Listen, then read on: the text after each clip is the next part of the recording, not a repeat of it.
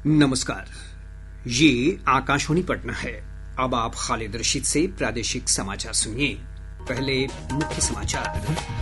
भारतीय सेना ने जम्मू के पास पाकिस्तानी चौकियों और आतंकवादी लॉन्च पैड को नष्ट किया। भारत ने श्रीनगर, जम्मू, फिरोजपुर, पठानकोट, जैसलमेर, बाड़मेर और भुज सहित 26 स्थानों पर पाकिस्तान के ड्रोन हमलों को विफल किया। भारत पाक तनाव के बीच प्रदेश के सीमावर्ती जिलों में सुरक्षा बढ़ाई गई। मुख्यमंत्री नीतीश कुमार आज पूर्णिया में अधिकारियों के साथ सुरक्षा व्यवस्था की समीक्षा करेंगे। और खेलो इंडिया यूथ गेम्स में बिहार का शानदार प्रदर्शन, रग्बी के महिला और पुरुष वर्ग में जीता स्वर्ण पदक। अब समाचार विस्तार से। भारतीय सेना ने जम्मू के पास पाकिस्तानी चौकियों और आतंकवादी लॉन्च पैड को नष्ट कर दिया है। यहां से ट्यूब लॉन्च ड्रोन छोड़े जा रहे थे।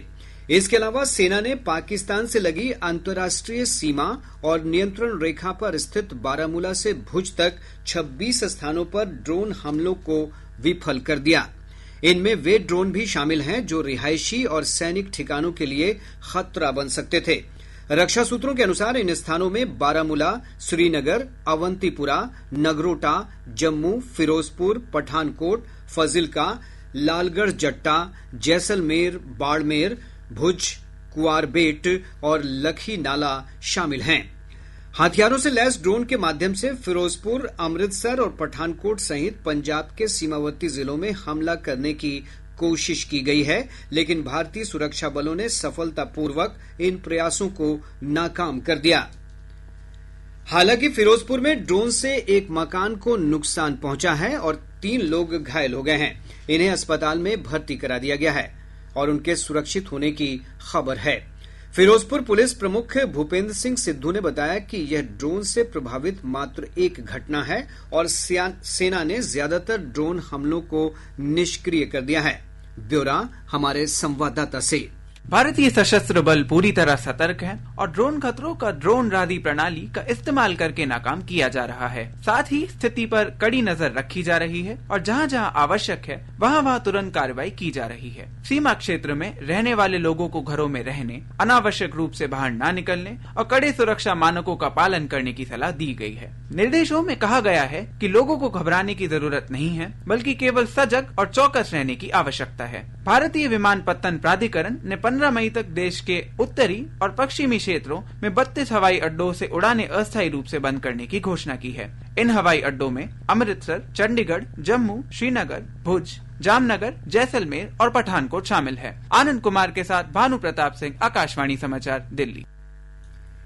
इस बीच भारतीय सेना का मौजूदा स्थिति पर दिल्ली में सुबह 10 बजे मीडिया को जानकारी देने का कार्यक्रम है।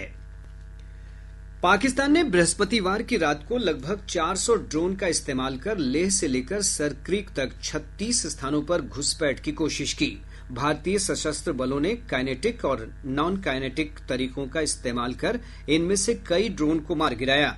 नई दिल्ली में एक विशेष प्रेस ब्रीफिंग में भारतीय सेना की कर्नल सूफिया कुरैशी ने कहा कि पाकिस्तानी सेना ने सैन्य ढांचे को निशाना बनाने के इरादे से पश्चिमी सीमा पर कई बार भारतीय हवाई क्षेत्र का उल्लंघन किया।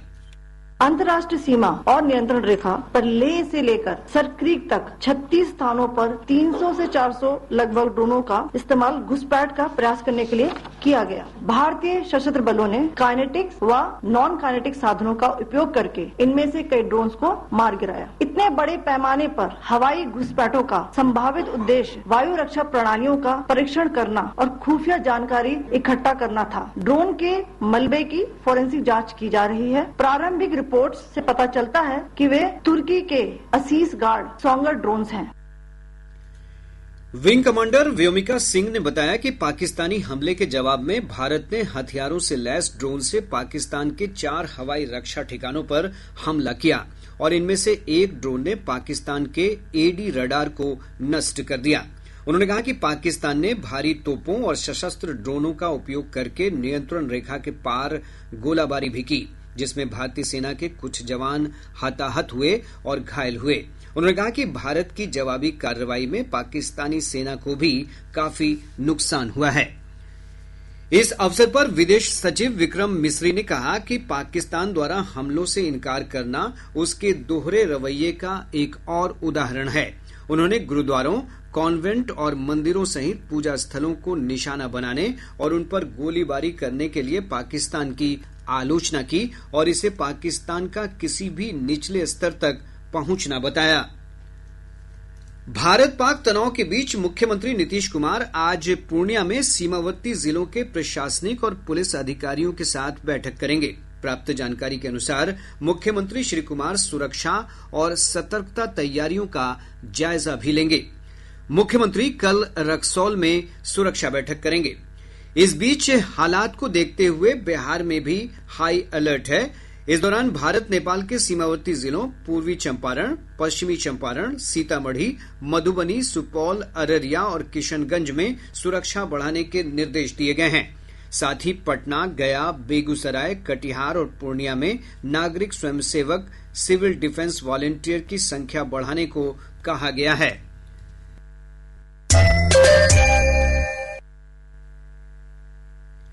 प्रादेशिक समाचार आप आकाशवाणी पटना से सुन रहे हैं। ताजा समाचारों के लिए आप हमारे एक्स हैंडल AIR_News_पटना पर जा सकते हैं। प्रदेश के सभी ग्रामीणों को जल्द ही आपातकालीन स्थिति से निपटने के लिए जागरूक और सतर्क किया जाएगा।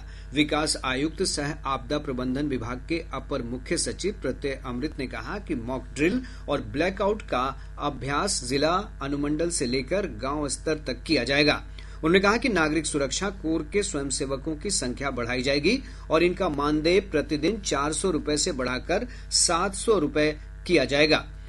इधर संवेदनशील इलाकों में स्थित चिकित्सा संस्थानों को आपातकालीन स्थिति से निपटने के निर्देश दिए गए हैं। स्वास्थ्य विभाग के ACS प्रत्यय अमृत ने कहा कि सभी जिलों में डॉक्टरों और पैरामेडिकल स्टाफ की क्विक रिस्पांस टीम गठित करने के निर्देश दिए गए हैं। मेडिकल कॉलेज अस्पतालों को आपातकालीन वार्ड को चालू रखते हुए डेडिकेटेड बेड की व्यवस्था करने को भी कहा गया है। भारत पाकिस्तान के बीच बढ़ते तनाव के बीच सीतामढ़ी के सांसद देवेश चंद्र ठाकुर ने अपने सांसद कोटे का अब तक का मूल वेतन 15 लाख रुपए प्रधानमंत्री आपदा कोष में देने की घोषणा की है। केंद्र सरकार ने विभिन्न सोशल मीडिया चैनलों के इन दावों को खारिज कर दिया है कि पाकिस्तान के साइबर हमले के कारण भारत की 70% बिजली ग्रिड खराब हो गई है। पत्र सूचना कार्यालय की तथ्य जांच इकाई ने सोशल मीडिया पोस्ट में बताया कि ये दावे फर्जी हैं। उप मुख्यमंत्री सम्राट चौधरी ने कहा है कि सार्वजनिक आपूर्ति प्रणाली के तहत मिलने वाला अगस्त माह तक का राशन मई महीने में ही वितरित कर दिया जाएगा। श्री चौधरी ने बताया कि केंद्र सरकार ने मानसून को देखते हुए ये निर्देश जारी किए हैं। भारतीय खाद्य निगम को 30 मई तक इसे सुनिश्चित करने के लिए कहा गया है। खेलो इंडिया यूथ गेम्स में मेजबान बिहार ने होम ग्राउंड पर अब तक का बेहतरीन प्रदर्शन किया। बिहार ने 3 स्वर्ण सहित कुल 17 पदक जीत लिए हैं। मेजबान टीम बिहार ने कल रग्बी की दोनों श्रेणियों पुरुष और महिला वर्ग में ओडिशा को पराजित कर स्वर्ण पदक जीते। आज इन खेलों का 7वां दिन है। भागलपुर में आज से बैडमिंटन प्रतियोगिताएं शुरू हो रही हैं। इधर तैराकी, टेबल टेनिस, सेपक टाकरा और भारोत्तोलन सहित विभिन्न स्पर्धाओं में भी आज काफी संख्या में पदकों के लिए निर्णायक मुकाबले होंगे। हमारे संवाददाता ने बताया कि महाराष्ट्र ने खेलो इंडिया यूथ गेम्स के पिछले संस्करणों की तरह अपना दबदबा बनाए रखा है। अब पटना से प्रकाशित प्रमुख समाचार पत्रों की सुर्खियां। आज के सभी समाचार पत्रों ने भारत पाक सीमा पर तनाव और भारत की जवाबी कार्रवाई की खबरों को प्रमुखता से प्रकाशित किया है। और अब अंत में मुख्य समाचार एक बार फिर। भारतीय सेना ने जम्मू के पास पाकिस्तानी चौकियों और आतंकवादी लॉन्च पैड को नष्ट किया। भारत ने श्रीनगर, जम्मू, फिरोजपुर, पठानकोट, जैसलमेर, बाड़मेर और भुज सहित 26 स्थानों पर पाकिस्तान के ड्रोन हमलों को विफल किया। भारत पाक तनाव के बीच प्रदेश के सीमावर्ती जिलों में सुरक्षा बढ़ाई गई। मुख्यमंत्री नीतीश कुमार आज पूर्णिया में अधिकारियों के साथ सुरक्षा व्यवस्था की समीक्षा करेंगे।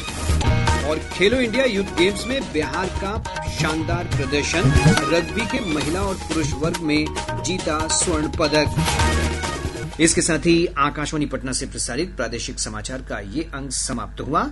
आकाशवाणी पटना से अगला समाचार बुलेटिन दोपहर 2 बजे प्रसारित किया जाएगा। नमस्कार।